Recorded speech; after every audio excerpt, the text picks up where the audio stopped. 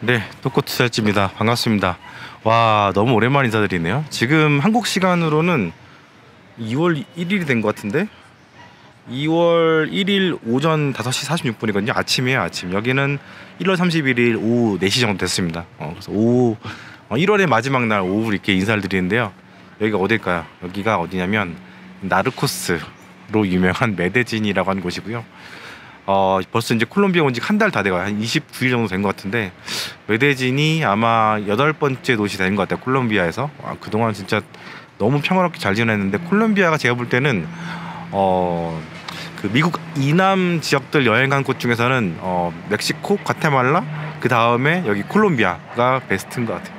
물가도 너무 좋고 사람들도 너무 친절해요. 남미 사람들은요 중미 사람들보다 더 친절해요. 그리고 기후도 너무 좋고 여기 메데진 같은 경우는 연중 봄날씨거든요. 그래서 꽃도 뒤에 좀 핀 게 보이나? 핀 게 안 보이네요. 앞쪽에는 좀 핀 게 보이는데 제가 이쪽으로 반대편 이렇게 앉으면은 역광이어가지고 이쪽으로 지금 어쩔 수 없이 앉았습니다. 여기 뒤에는 코워킹 스페이스, 젊은이들이 되게 많이 왔다 갔다 하고, 여기가 되게 그 콜롬비아가 그 스타트업들이 되게 많은가 봐요. 코워킹 스페이스들이 되게 많아서 깜짝 놀랐어요. 남미에서 코워킹 스페이스 이런 스타트업들이 많다고는 제가 얼핏 들었거든요. 예전에 그 코트라 자료를 내가 봤었나? 국제금융센터 자료를 봤었나? 근데 여기 되게 많아요. 보고타, 수도 보고타는 더 훨씬 많고 더 화려하고, 위워크도 몇 개 있었어요. 그 수도 보고타는. 여기는 일반적인 코워킹 스페이스가 되게 많은 것 같더라고요. 그래서 제가 이렇게 전 세계 여행을 10년을 이렇게 계획을 하고 지금 3년 차, 오늘로서 852일인가 정말 오랫동안 여행을 하고, 여행이라기보다는 탐방을 하고 다니고 있죠. 일반적인 여행 유튜버들하고는 좀 다르게 이제 지내고 있고, 시장 조사 같은 것도 많이 하고 있고, 여행지도 많이 가지만 일상적으로 경제 활동이 많이 일어나고 있는 마트라든가 몰이라든가 사람들 많이 모이는 곳들, 이런 데 많이 가거든요. 그래서 제 유튜브만 보셔도 요즘 멕시코 영상들은 너무 이제 삽질한 영상이고 너무 고생을 많이 했던 영상이고, 아마 치와와부터는 조금 이렇게 정상적인 일상들을 보여드릴 수 있을 것 같아요. 그래서 지금 3년 동안 세계를 이렇게 돌아다니다 보니까 7년 남았지만 좀 더 세계를 이해하는 눈이 좀 높아진 것 같고, 특히 재작년 2022년에는 제가 동남아에서 1년 있었고 9개국에서, 그리고 작년에는 미국과 중미까지 계속 거의 이제 10개월 정도 있었고, 있으면서 동남아에서 가장 제가 인상 깊었던 거는 중국이라는 나라, 중국 기업들이 얼마큼 치고 올라오나, 핸드폰이라든가 자동차 같이 길거리에서 우리가 흔히 볼 수 있는, 쉽게 볼 수 있는 그런 것들을, 그런 것들이 라이징한 것들을, 정말 점유율이 휙 올라온 것들, 이런 것들을 정말 많이 봤고, 그래서 작년에 제가 많이 올렸던 영상 중 하나 뭐냐면 중국 기업들이 장난이 아니구나, 특히 스마트폰이라든가 자동차 같은 부분들, 전기차 같은 부분들 휩쓸고 있구나, 빠르게 올라오고 있고 한국 기업들이 고전하고 있고, 이런 모습들을 많이 보여드렸고, 그래서 근래 2023년 하반기 들어서 중국이 올라온다는 기사들이 많이 나오는데, 저는 그 전부터 이야기를 많이 들었었고 중국이 무섭다는 이야기를 많이 들었던 것 같아요. 그래서 실제로 필드에서 있게 되면은 더 빨리 6개월에서 1년은 그 트렌드를 볼 수 있다라고 말씀드릴 수 있을 것 같아요. 기자들 같은 경우에는, 뉴스를 만드는 기자들 같은 경우는 그런 업계에 들어가는 이야기들을 되게 나중에 듣기 때문에, 그리고 이제 한국에 있는 증권사 애널리스트들이라든가 그 리포팅을 하시는 분들도 거의 대부분 365일 대부분 한국에 있다가 어쩌다 한번 1년에 한두 번 출장 가서 듣는 얘기들이잖아요. 그러면 되게 늦는단 말이에요. 근데 실제로 거기에 계속해서 있게 되고 돌아다니다 보면은, 전 한국에 안 들어간 지 벌써 이제 3년 차거든요.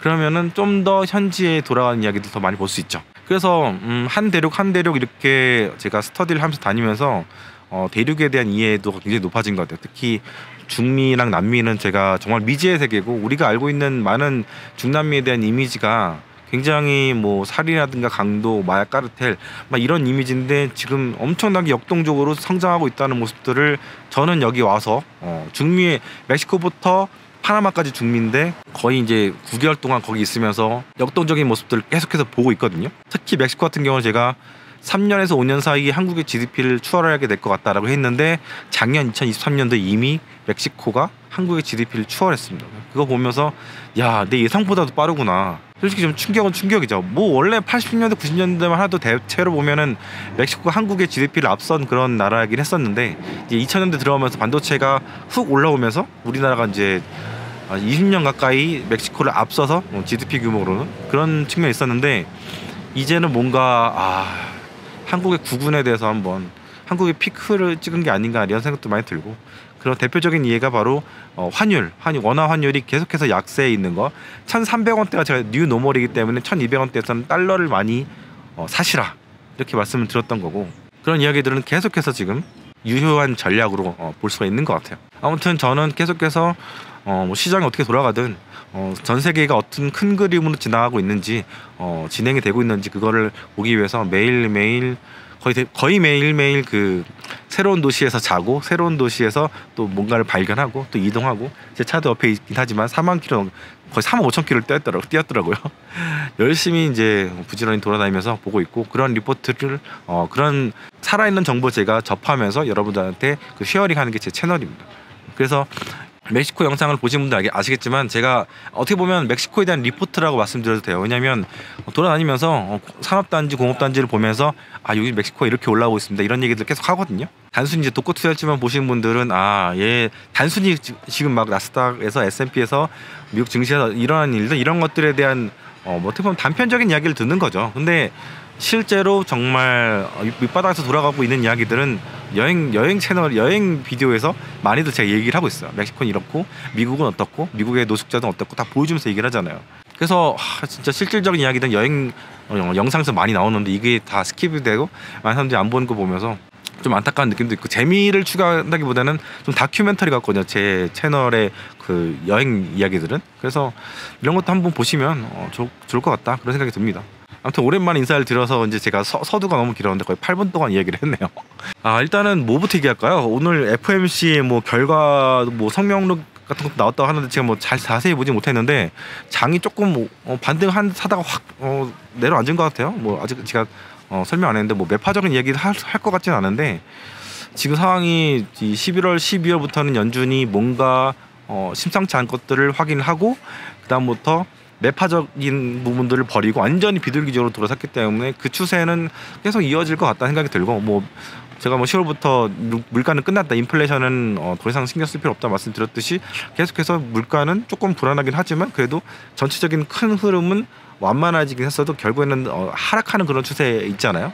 그래서 비둘기적인 추세가 그런 그 스탠스가 변할 만한 거는 없다고 저는 보거든요. 근데 3월에 금리를 인하한다는 이야기들은 뭐 한때는 가능성이 90% 이상까지 갔었는데 저는 크게 가능성이 없다고 봤어요. 왜냐하면 지금 구두개입으로도 충분히 시장 금리를 좌지우지하고 있는 그런 상황에서 굳이 그 기준금리까지 그 무거운 기준금리까지 움직이면서까지 시장을 이렇게 뭐랄까 교란이라 하면 그렇고 조작할 필요가 있는가 그런 생각이 들긴 하거든요. 그리고 기준금리라는 거는 진짜 무언가 큰 변화가 필요할 때 그럴 때 인하를 할 수 있다고 저는 봐요. 예를 들자면 제가 계속해서 말씀드리는 3분기 이후부터 터지지 않겠나라고 예상했던 약간 그 시기는 좀 미뤄지고 있긴 하지만 상업용 부동산 부분이 뭔가 균열이 있거나 아니면 다른 트리거가 있는 상황에서 연준이 가장 세게 시장에 개입할 수 있는 게 바로 제가 보기에는 금리 인하거든요. 그래서 그 마지막 히든 카드는 정말 그 필살기 같은 거죠. 그런 거는 정말 나중에 쓸 수 있는 그런 거고 지금 당장은 그냥 구두개입으로도 입만 놀려서 시장을 움직일 수 있는 그런 상황이기 때문에 왜냐하면 시장이 굉장히 지금 뭐랄까 좀 불안해하고 있기 때문에 연준 제롬 파월 의장의 한마디만으로도 이렇게 움직일 수 있는 그런 시장이잖아요. 여기는 진짜 헬리콥터라든가 비행기가 되게 많이 다니는 동네라 가지고 메데진이 왜 이렇게 많이 다닐까요? 근데 지나가고 나서 이야기를 좀 해야 될 것 같아요. 그래서 결국에는 이 금리 인하 같은 경우에는 아껴뒀다가 나중에 정말 써야 될 때 쓰게 될 것이다 그렇게 생각을 하고 있습니다. 그래서 시장에서 막 90%의 가능성 3월 금리 인하 가능성 90%다 막 이렇게 얘기할 때도 저는 별로 그렇게 가능성이 없어 보인다.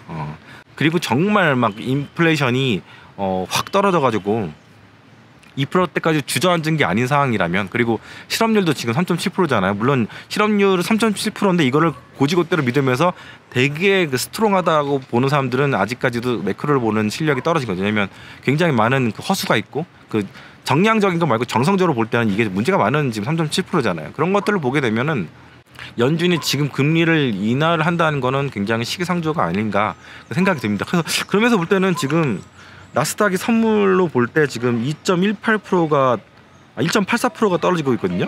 지금 한국 시간은 아침 6시가 조금 안 됐는데 2분 남았는데, 이게 그 연준 그 시장이 뭔가 금리를 인하하게 될 시그널을 제롬 파월 의장으로부터 기대를 했는데 아마 안 돼가지고 막 빠지고 있는 게 아닐까? 뭐 이런 생각도 들고 뭐 그렇습니다. 그리고 지금 오늘이죠. 오늘 그 구글 그 주가가 6%대까지 빠졌는데 일부 종목들이 돌아가면서 이제 금리가 떨어지기 시작하고 있거든요. 아니, 금리가 아니라 주가가 떨어지고 있거든요. 아우 시끄러. 근데 이거는 그냥 뭐 책 실험 같은 그런 이유인 것 같고, 제가 생각하기에는 어떤 유의미한 트리거, 그러니까 시장의 분위기를 확 바꿀 만한 그런 트리거는 아직 안 나왔다고 봐요. 그래서 지금 거의 2주 가까이 2주 됐나? 2주 됐는지 일주일 됐는지 제가 체크를 해야 될 것 같은데, 거의 열흘 가까이 그 나스닥 지수 기준으로 볼 때는 거의 못 올라가고 있어요. 상단 17,400, 600 정도를 못 뚫고 그 아래에서만 계속 맴돌고 있거든요. 그런 이유도 시장이 많이 올라와서 그런 것도 있기도 하고, 그렇다고 해서 유의미하게 막 빠지는 것도 아니거든요. 그런 얘기는 뭐냐면, 아직까지 여러 가지 의견들이 있긴 하겠지만 빠져야 될 트리거, 더 올라가야 될 트리거를 지금 못 잡고 있어서 어떻게 보면 대치하고 있는 그런 상태라고 보시면 될 것 같아요. 오늘 하여튼 2주가 넘게 제가 독거투여지를 작성을 촬영을 못했는데, 촬영 못한 이유는 정말 열심히 돌아다녀서 그런 것도 있었고 바쁘기도 했고, 제가 매크로의 큰 트렌드를 보면서 투자를 한 사람이기 때문에 그렇게 스펙스픽하게 막 그렇게 막 시장이 어떠고 이렇게 얘기하는 스타일이 아니거든요. 그리고 제가 작년 말 연말에 한 5일 연속으로 그 독거투자지를 올렸던 것도 있을 것 같고, 연초에도 한 3일 연속으로 올렸던 게 있었거든요. 거기서 제가 할 얘기도 거의 다 했기 때문에 궁금한 점 있으시면 그 영상들을 보시면 아마 좀 도움이 되시지 않을까 싶습니다. 아무튼 오늘 해야 될 얘기가 되게 많을 것 같은데, 일단 테슬라에 대해서 한번 얘기를 좀 해볼게요. 테슬라 제 구독자분들 중에서 테슬라 투자하시는 분들이 얼마나겠지 모르겠어요. 왜냐면 40대 중반 이상 분들이 굉장히 많기 때문에 테슬라 같이 변동성이 큰 종목을 투자하시는 분들이 그렇게 많지도 않을 것 같은데, 근데 그래도 한국인들이 가장 많이 투자하는 주식 잔고 기준으로 볼 때는 테슬라니까 테슬라에 대해서 한번 얘기를 해드릴게요. 테슬라는 제가 투자하지 않는 종목 중 하나인데, 가장 큰 이유는 변동성이 너무 크다. 은퇴 자산을 굴리기 너무 크다. 작년만 하나도 해도 100불을 연초에 찍었다가 언제였죠? 여름인가 언제쯤 300불 가까이까지 찍었다가 지금 또 100 얼마죠? 180불인가? 좀 내려왔잖아요. 이렇게 지금 하루 작년 한 해만 해도 100불 300불이면 3배가 오른 거잖아요. 300%를 뛰었다가 지금 얼마냐? 지금 테슬라가 187불인데 300불에서 187불이면 40%가 빠진 건데, 야, 이런 주식을 갖고 있을 수 있어요? 홀드할 수 있어요? 저는 제 은퇴 자산을 그렇게까지 누리고 싶지 않고, 저도 20대 30대 때였다면 정말 막 그때 장난 아니었으니까 저도 막 단타 치고 대회에서 3위도 하고 전국 대회에서 단타를 치면서 그런 삶이었긴 했지만, 지금은 이제 그렇게 질풍노도의 시기가 아니고, 아니 그 테슬라의 실적은 꾸준하게 잘 나오고 있다고 저는 봐요.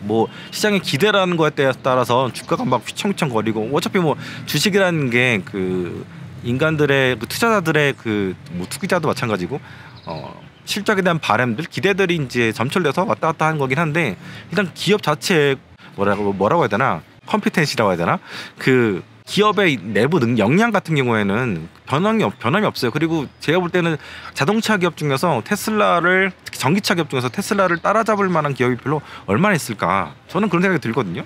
특히 제조 공정 같은 경우에는 특히 기가프레스 같은 경우도 그렇고, 새로운 신기술들이 계속해서 그런 걸 만들어내는 그 기업이 여기밖에 없어요. 테슬라밖에.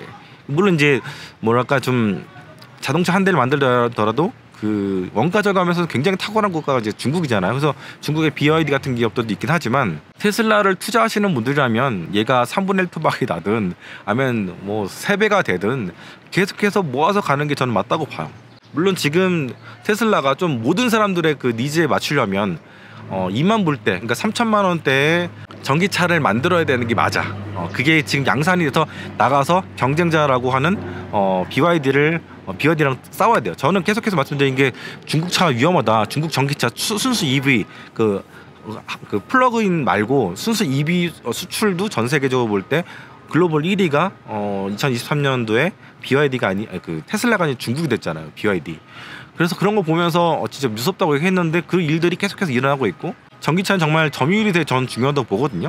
나중에 이 점유율을 바탕으로 해서 신뢰라는 것도 생기게 되고, 그리고 자율주행이라든가 이런 것들도 차들이 많을수록 더 많이 길거리 다닐수록 정보를 많이 습득을 하잖아요. 그래서 점유율이 굉장히 중요하다고 생각하고 있고, 그렇기 때문에 테슬라가 계속해서 가격을 계속해서 깎아가면서 영업이익률을 깎아가면서 이렇게 할인을 하는 이유도 바로 저는 그것에 있다고 봅니다.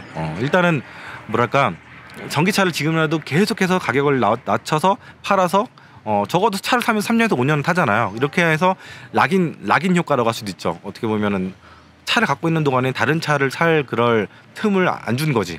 어떻게 보면 또 치킨 게임이라 할 수도 있는 거죠. 그렇게 해서 서로 죽이기를 하고 있는 상황인데, 그러면서 볼 때 테슬라는 지금 제대로 저는 정책을 펼치고 있다, 전략을 펼치고 있다, 경쟁을 하고 있다, 그렇게 보고 있습니다. 근데 아무래도 모든 사람들을 이렇게 모든 투자자들에게 만족을 주려면 2만 불대 차를 빨리 만들어야 되는데, 지금 사이버 트럭도 굉장히 힘든 상황인 거고, 지금 뭐랄까 생산에 덫에 빠졌다 이런 얘기를 일론 머스크가 얘기를 하고 있잖아요. 근데 여러분 그것도 아셔야 돼요. 사이버 트럭이 새로운 캐시카우가 된다 막 이런 얘기를 하는데, 여러분들 서울 한복판에서 픽업 트럭, 미국 픽업 트럭 같은 거 본 적 있으세요? 툰드라라든가 램이라든가 미국에서는 흔히 볼 수 있는 그 엄청난 크기의 픽업 트럭, 여기에 좀 보이지가 않는데 지금 그림을 제가 띄워드릴게요. 사진을. 이런 트럭들을 한국에서 보시기가 쉽지가 않아요. 근데 미국은 되게 많이 보이거든요. 한국에서는 자동차 판매량 1위가 포터잖아요. 근데 미국에서는 포터가 아니고 그 픽업 트럭이거든요. 이런 픽업 트럭들은 주차하기도 힘들어요. 이거 픽업 트럭은요, 뭐랄까, 유럽에서도 보기 힘든 차예요. 왜냐하면 유럽은 서울보다, 한국보다 도로가 또 좁은 데 되게 많거든요. 그래서 경차가 유럽에서 진짜 많이 보이는 이유가 바로 그거예요. 그래서 픽업 트럭은 정말 미국의 고유한 특징적인 그런 자동차고, 미국에서만 잘 팔리는 자동차라고 볼 수 있을 것 같아요. 물론 동남아에 있는 시골이라든가 아니면 호주 같은 나라들, 이런 시골이 좀 많은 나라들, 이런 데서는 이제 많이 팔리는 경우가 있긴 한데 그 판매 비중이 그렇게 크지 않아요. 비싸기 때문에 많이 팔리지가 않는데, 제가 볼 때는 막 그 제품 믹스 테슬라 자체에서 볼 때는 지금 90%가 모델 3랑 모델 Y 같은 저렴한 차량들이 많이 팔고 있고, 10%가 모델 S랑 X거든요. 근데 제 생각에는 사이버 트럭이 나오게 되면 그 10% 안에 들어가지 않을까, 그렇게 생각합니다. 그래서 많이 팔리는 차는 아니에요. 게다가 지금 그 사이버 트럭 나온 거 보니까, 가격 나온 거 보니까 99,000불 이렇게도 나와 있더라고요. 물론 1년 2년 지나면은 7만 불 6만 불짜리가 나오긴 하겠는데, 일단은 지금 10만 불짜리가 굉장히 많이 그거 위주로 지금 주문을 받고 계속 나가는 것, 밀어내는 것 같아요. 비싼 차부터. 그래서 그거 보면서 느끼는 게, 이게 정말 유의미하게 제품 믹스에서 차지할 날이 몇 년은 걸릴 것 같다. 그래서 사이버 트럭에 대해서는 정말 대단한 차인 것 같고, 이런 괴물 같은 차를 만들어낸 게 정말 테슬라가 대단하다는 생각이 드는데, 이게 유의미하게 매출에서 차지하는 비율은 적을 것 같고, 테슬라에 있어서. 그리고 제 생각에는 일론 머스크가 실수를 했다. 왜냐면 이 사이버 트럭보다 2만 불대의 저렴한 차를 먼저 만들어서 냈어야 되는데, 시장에 출시했어야 되는데 순서가 바뀌었다고 저는 봐요. 지금 만약에 2만 불대가 나왔으면은, 일론 머스크가 이런 얘기를 했잖아요. 중국 업체들이 너무 뭐랄까 두렵다고 했나? 굉장히 견제. 맞다. 미국에는 중국 차량들이 수입이 안 돼요. 수입 못하게 만들어놨어요. 막아놨어. 이게 이래도 되는 건가? 왜냐면 제가 해외에 이거 있으면서 미국이 아닌 다른 나라에 있는 미국인들이 중국 자동차, 특히 BYD 차를 몰고 다니는 경우들을 몇 번 봤거든요. 물어봤어요. 너무 차가 깨끗하고 잘 나가고 가격이 싸다, 너무 좋다. 미국인들은 합리적인 소비를 하는 사람들이잖아요. 그래서 반중 감정 이런 것들은 있긴 하더라도 차가 괜찮으면은, 가성비 괜찮으면 산단 말이에요. 중국 차든 뭐든 간에. 근데 미국은 중국 차 수혜를 막고 있잖아요. 그래서 수혜를 보고 있는 게 한국 차들이 조금 수혜를 보고 있고, 그리고 이제 테슬라도 전기차적인 측면에서 볼 때는 중국 전기차 저렴하고 가성비 좋은 것들이 안 들어오니까 굉장히 이제 수혜를 보고 있는데, 만약에 이게 열리게 되면 테슬라가 힘들어질 수 있다, 이런 얘기를 일론 머스크가 직접 했더라고요. 제가 이야기할 때는 아무도 안 들어주는데 이제 일론 머스크가 얘기를 하니까 받아들여지고 있는 거지. 결론적으로 뭐냐면 테슬라 주식은 셀트리온 주식하고 되게 비슷하다라는 얘기 제가 예전에 했었잖아요. 셀트리온은 정말 초반에 엄청난 그 구설수에 휘말리면서 공격도 많이 받았죠. 서정진이라는 사람이 백도 없는 사람들이 이렇게 거대한 기업을 읽었고 또 삼성 바이오로직스인가? 그 바이오시밀러 회사 있잖아요. 거기서도 계속 뭐랄까 뒤로 해가지고 몇 개 안정이 있었잖아요. 뭐 아시는 분도 아시겠지만 거의 10년 동안 셀트리온 주식이 반토막이 5번 이상 났었는데 주주들은 정말 바이오시밀러 산업의 성장 그리고 셀트리온의 성장에 그 베팅을 했죠.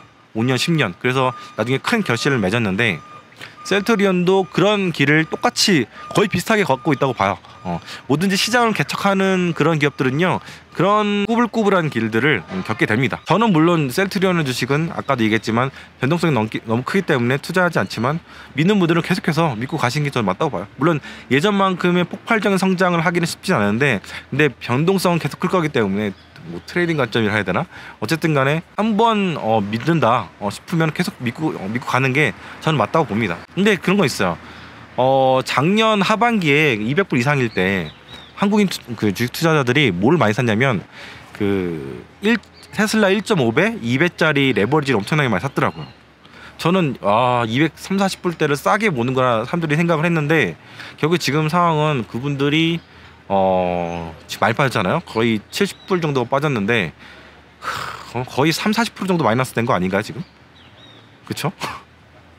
뭐 300불대에서 그런 종목을 산 사람들은 뭐 있을 거라서 보는데 어쨌든 간 240불대에서 많이 샀다면은 그분들이 이미 40%대 이상의 마이너스를 보고 있을 거라 생각해요. 그래서 테슬라를 여러분들이 사랑에 빠지시려면 레버리지보다는 좀 부드럽게 그냥 원주를 사서 쭉 가져가시는 게 낫지 않겠나, 저는 그런 생각이 듭니다.